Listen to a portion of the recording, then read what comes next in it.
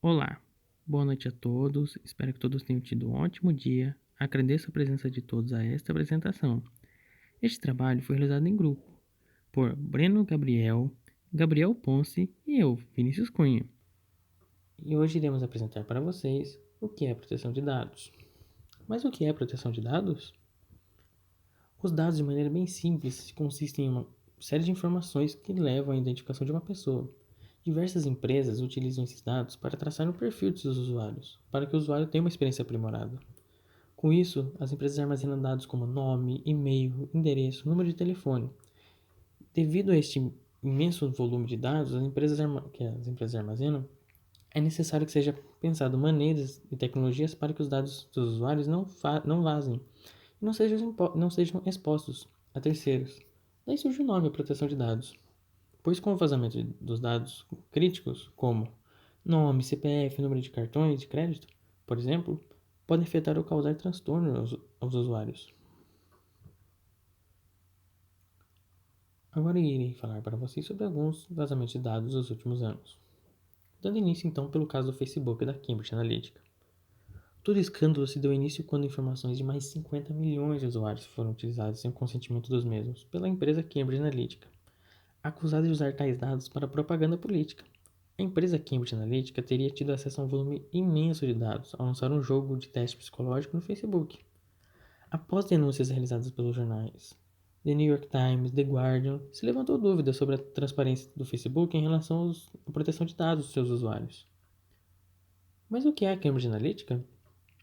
A Cambridge Analytica é uma empresa de análise de dados e foi acusada de ter utilizado os dados dos usuários do Facebook para a criação de um sistema que permitia predizer e influenciar as escolhas dos eleitores na então eleição dos Estados Unidos. Como foram obtidos os dados dos usuários? Segundo um ex-funcionário do Facebook, todo o esquema se deu início em 2014, e eu mesmo disse que os dados dos usuários eram coletados através de um jogo no Facebook, com o nome de This is Your Digital Life, ou em português, Essa é a Sua Vida Digital. O jogo era um teste de personalidade. Os usuários, ao jogarem, concordavam em fornecer seus dados para o uso acadêmico. Quais dados foram obtidos? Foram obtidos detalhes sobre a identidade das pessoas, como nome, profissão, local de moradia, seus gostos e hábitos, e sua lista de amigos. A reação do Facebook, então, ao saber desse, entre aspas, vazamento dos dados, removeu a Cambridge Analytica da sua plataforma. Em segundo lugar, podemos colocar o Banco Inter, que em 2018, o Banco Inter, um dos primeiros bancos digitais do Brasil, teve os dados de cerca de 100 mil correntistas expostos a uma parte interna de seu site. Em 2019, o banco teve outro vazamento ainda maior que o primeiro, com cerca de 1,45 milhão de dados de seus clientes vazados. Esses vazamentos deixaram os clientes vulneráveis a possíveis golpes para extração de dados, utilizando engenharia social ou phishing, enganando os correntistas através de e-mails falsos com dados reais que foram vazados. O Banco Inter foi condenado a pagar 1,5 milhão de reais devido aos vazamentos. Em terceiro lugar, podemos colocar a Netshoes, que em janeiro de 2018 ocorreu um vazamento de 2 milhões de dados dos clientes do site Netshoes, o maior e-commerce de venda de tênis e produtos esportivos do Brasil. Este foi um dos maiores incidentes de segurança registrados no Brasil, por colocar em risco dados pessoais de diversos clientes. No total, o vazamento afetou 1.999.000 contas cadastradas na página. Apesar do vazamento, a Netshoes afirmou que não havia nenhum indício de vazão na sua estrutura. Já o Ministério Público pediu para a Netshoes informar a todos os seus clientes com os dados vazados. O vazamento expôs dados dos clientes como nome, CPF, e-mail, data de nascimento e histórico de compra. Não foram expostos dados como cartão de crédito ou senhas. Mesmo assim, os clientes ficaram sujeitos aos possíveis golpes, contendo seus dados reais. A Netshoes foi condenada a pagar 500 mil reais devido ao vazamento. Em quarto lugar, podemos colocar a startup australiana Canvas, que oferece ferramentas para designers, e sofreu um vazamento em 2019, de cerca de 139 milhões de usuários. Entre os dados vazados estão nomes de usuários, nomes reais, endereços de e-mail, cidade, país e localização. Dentre os 139 milhões de dados, cerca de 61 milhões de senhas foram vazadas, porém em hashcash. Vaquinha. Quinto lugar, podemos colocar a Vaquinha. No ano de 2020, em julho, o site Vaquinha, o qual é um dos maiores sites de vaquinha online, teve enorme vazamento de dados, com mais de 4,8 milhões de dados usuários. Os dados vazados dos clientes da vaquinha incluem endereços de e-mail, nomes, números de telefone, localizações geográficas e senhas armazenadas como hash bcrypt. O mais curioso deste acontecimento é que o grupo que realizou o vazamento disponibilizou todos os dados de graça em fóruns.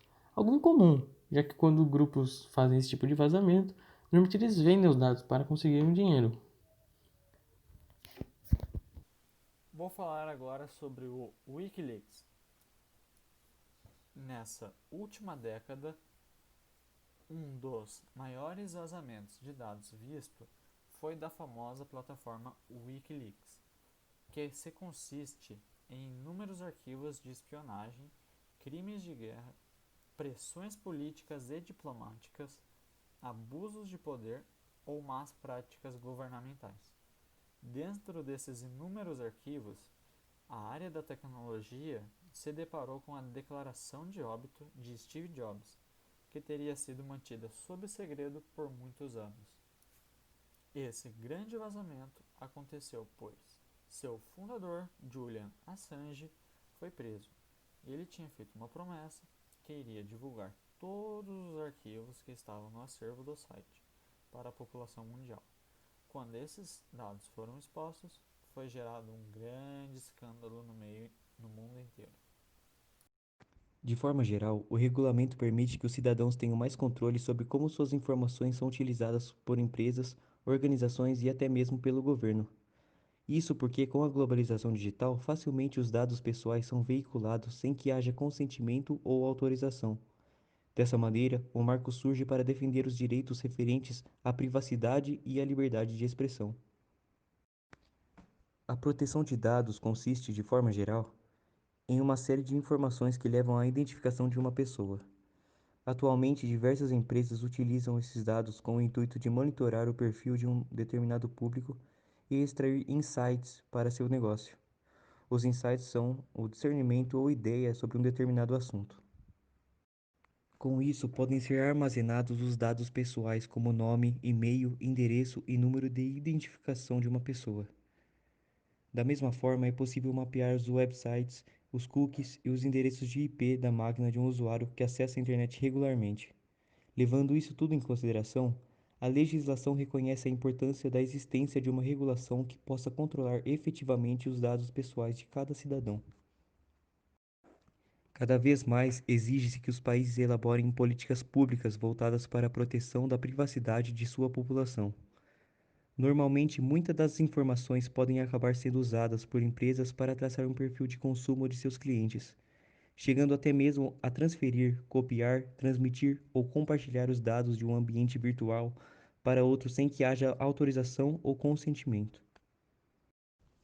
Em agosto de 2018, instituiu-se a Lei Geral de Proteção de Dados Pessoais.